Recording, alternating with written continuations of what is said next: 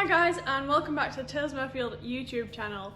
For those of you that don't know me, I'm Katie, so hi. Today we're going to be turning the TM Delta using a green Mamba Juma pen blank. That is a mouthful.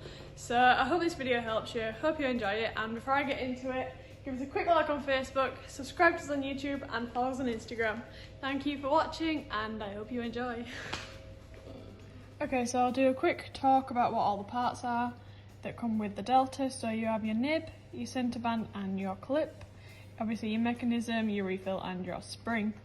A couple of things to note about the Delta is that your tubes are slightly different lengths. So your longer tube goes with your nib section and your shorter goes with the clip. You get 4 bushes with the Delta. 3 of them are slightly bigger in diameter than one.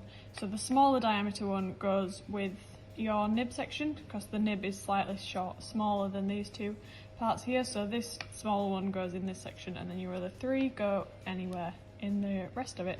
It's an 8mm drill piece for both sizes, so fairly simple there. So yeah, we'll get right into the video.